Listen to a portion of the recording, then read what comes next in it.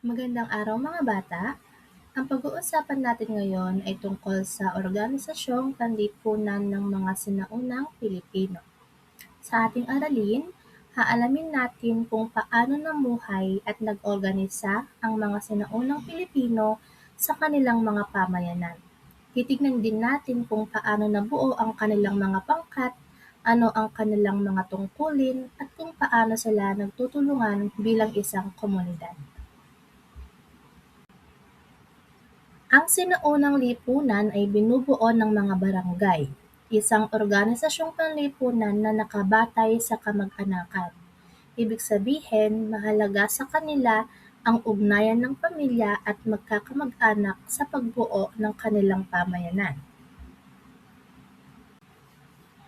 Tinatayang kinabibilangan ito ng 30 hanggang 100 pamilya. Ang barangay ay pinamumunuan ng kanilang datu. So para naman sa laki ng isang barangay, tinatayang mayroong 30 hanggang 100 na pamilya lamang. Okay? Ang bawat barangay naman ay pinamumunuan ng isang datu. Siya yung namamahala at siya yung naglilid, siya rin yung gumagabay sa kanilang pamayanan. Ang terminong barangay ay nagmula sa salitang balangay na isang uri ng bangka. Okay? Ang terminong barangay daw nanggaling siya sa word na balangay. Ang meaning ng balangay is bangka. Ipinapakita nito ang paraan ng paglalakbay at paglipat ng mga sinaunang Pilipino patungo sa iba't ibang lugar. Ayon sa pag-aaral ng mga historiador, ang batayang pulitikal na unit sa sinaunang Pilipino ay ang bayan o banwa ng mga taga Bicol, Visayas at Mindanao at ili sa mga Ilocano. Sa madaling salita, ang mga sinaunang Pilipino ay may kanya-kanyang pamayanang pinamumunuan at may sarili silang pagkakakilanlan. Nagkakaiba man ang tawag sa kanilang pamayanan depende sa lugar, pareho itong nagsisilbing sentro ng kanilang pamumuhay at pakikipag-ugnayan sa isa't isa. So makikita natin dito, no, na bago pa dumating ang mga mananakop, mayroon ng maayos na paraan ng pamamahala at organisasyon ang mga Pilipino.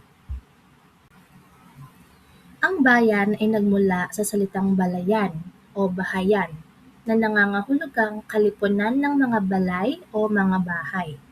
Ito ay nabuo mula sa pag-uugnay ng maliit na barangay na pinagbuklod ng sandubuan.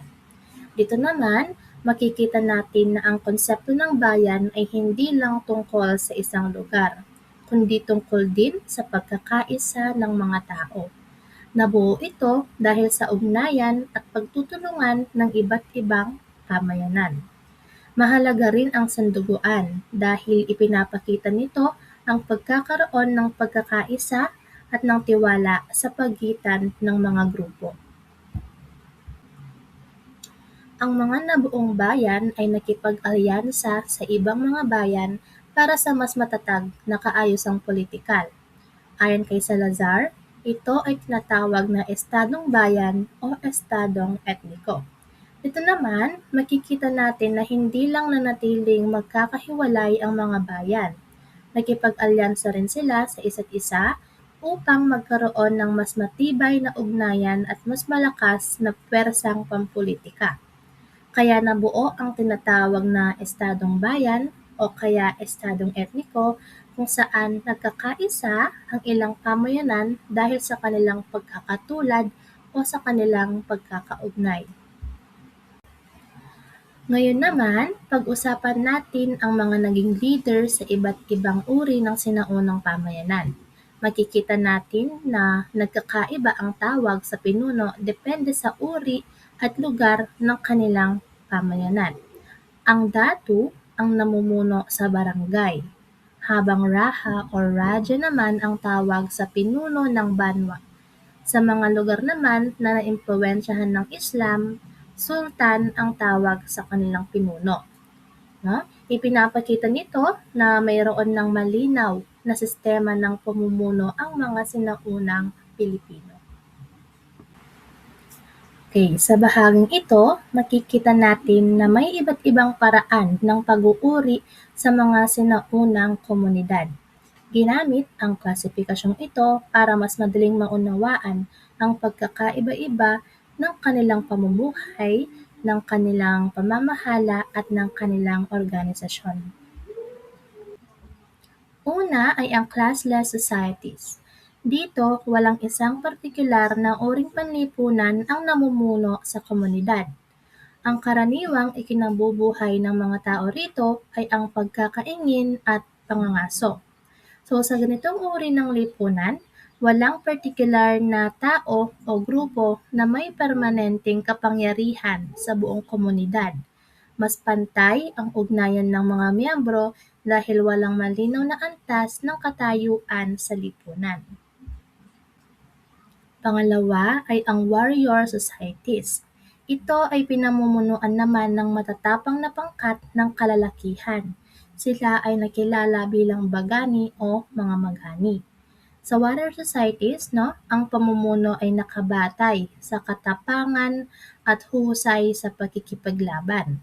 Ang mga pinunong mandirigma ay tinatawag na mga bagani o magani at sila ang nagtatanggol at nangunguna sa kanilang komunidad.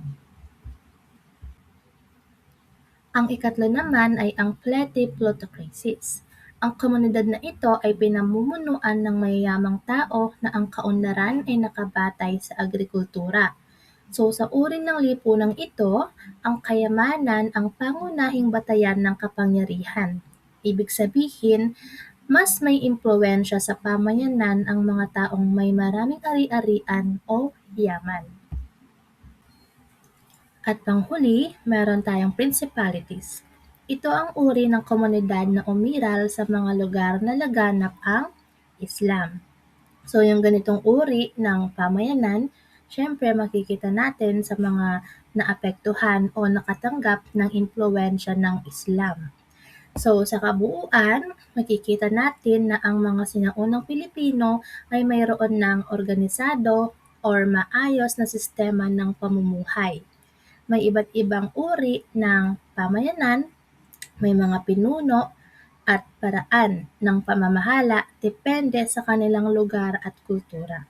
So mahalagang malaman natin ang mga ito dahil ipinapakita nito kung paano namuhay at nagkaroon ng sariling sistema ang ating mga ninuno bago pa man dumating ang mga mananakop.